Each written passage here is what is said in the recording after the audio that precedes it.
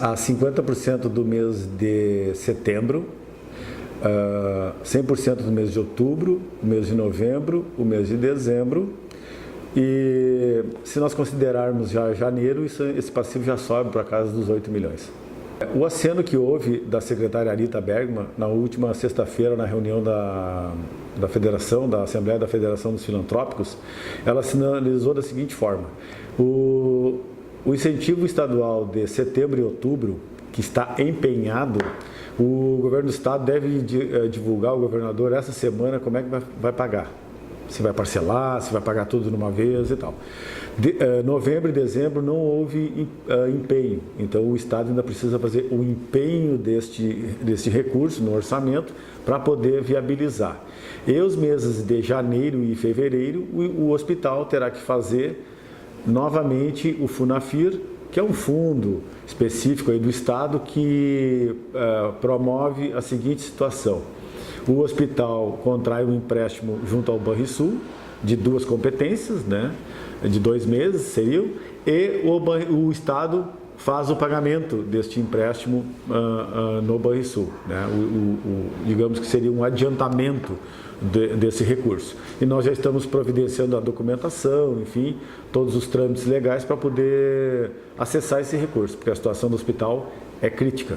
Não, ela não tem custos para o hospital. Obviamente que todo esse montante de recurso ele vai para o balanço do hospital, tornando ele mais problemático, mas a cada período que sai isto que o Estado paga, o balanço volta para o estágio normal, como já ocorreu em 2 vezes, que a gente teve que fazer um de 15 milhões e depois um de 13 milhões que o governo Sartori ficou devendo, e a gente teve que fazer esse movimento. O de 15 já foi pago, o de 13, se eu não me engano, são 2 ou 3 parcelas que faltam. Mas é uma preocupação que a gente não tem, porque é o Estado que faz este aporte. O hospital não sente, não tem seu recurso cortado, né? Ele faz como se fosse um adiantamento desses 2 meses e o Estado vai pagar.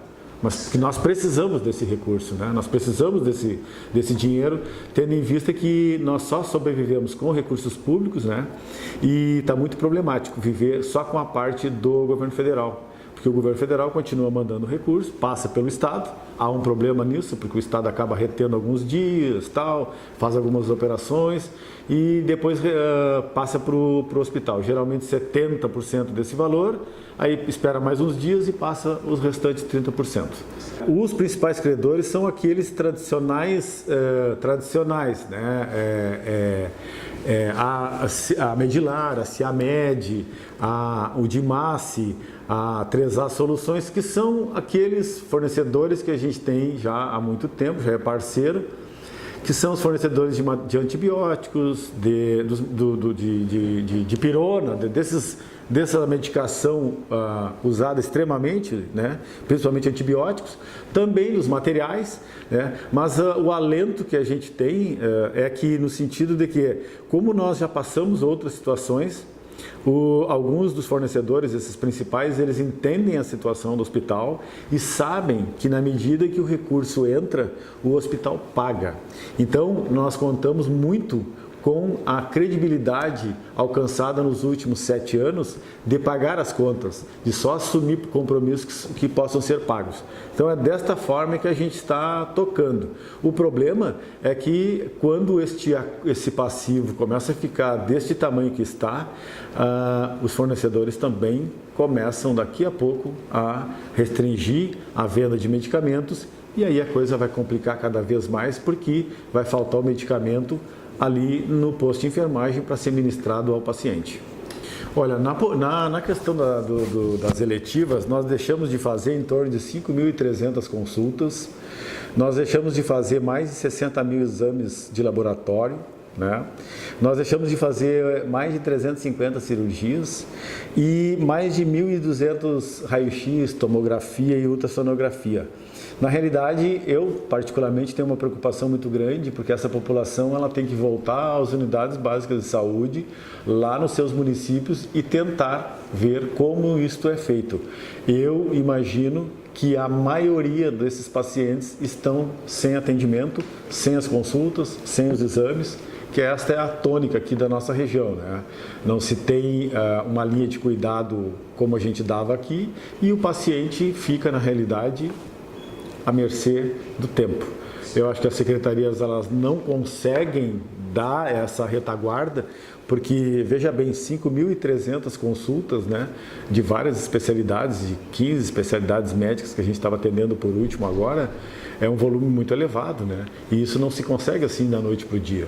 Então, eu acredito que a maioria esteja sem o atendimento. O hospital ele já trabalha de uma forma muito enxuta, né? Muito enxuta.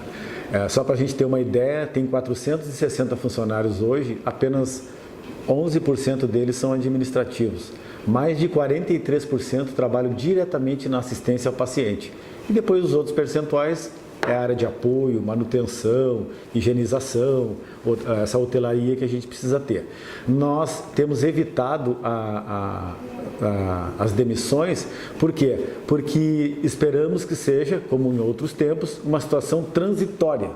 Na medida em que somos enxutos na parte administrativa e mantendo esse corpo de atendimento, porque tem uma coisa que as pessoas têm que entender, reduziu ou não estamos fazendo as consultas de especialistas, né? Mas as pessoas continuam vindo e vão estar mais presentes na emergência, porque agudiza o caso e as pessoas vêm para a emergência. Então, muitas coisas que não são feitas nas especialidades acabam chegando aqui, casos graves aqui na emergência. Então, de alguma maneira, há o atendimento. Há o atendimento. Só que da forma que não é. Eu acredito que, por ser, então, temporário isso, e nós sermos enxutos, a gente maneja as pessoas aqui dentro da melhor maneira, evitando com isto uma despesa de demissão e depois uma despesa de contratação. Então nós estamos fazendo todo o esforço possível para não demitir, porque temos um corpo bem qualificado e na área da saúde, uma das piores coisas que pode acontecer é essa rotatividade. Né? O pessoal entra e sai. Aqui a gente procura evitar. O que tem sido feito nos últimos períodos é colocar só para substituição. Isso a gente tem feito, nós não temos contratado nenhuma pessoa. Só é contratado se alguém sai ou alguém é demitido e aí então é reposto naquela condição. E pessoas da assistência. Se for administrativo que pedir demissão, não será contratado outro. Um colega, a gente vai ter que dar um jeito e ele então, de um outro, assumir essa uma perspectiva de melhora. O Eduardo Leite, inclusive, o governador atual, ele esteve aqui no hospital na reta final da campanha, a sua agenda pediu e a gente prontamente abriu, até porque ele era candidato a governador e se qualquer candidato a governador tivesse vindo, teria o mesmo tratamento, né? Ele esteve aqui e assumiu certos compromissos, que a gente imagina que pela fala da secretária, serão cumpridos. E um dos compromissos assumidos é que a partir da competência de março, o Estado irá pagar em dia. Temos uns problemas para resolver aqui desse passivo, mas tendo uma notícia dessas e um compromisso do governador, né, de manter os pagamentos em dia a partir da competência março, nós estamos numa sanha, digamos assim, de manter o nosso contrato da forma como ele está, para pelo menos garantir os atendimentos que a gente faz. Nós precisamos garantir esse atendimento. Temos uma demanda que precisaríamos mais recursos, porque fomos cortados e nós precisaríamos mais recursos. O Estado sinaliza que neste primeiro momento não vai aumentar os incentivos, vai cortar daqueles que não fazem a produção.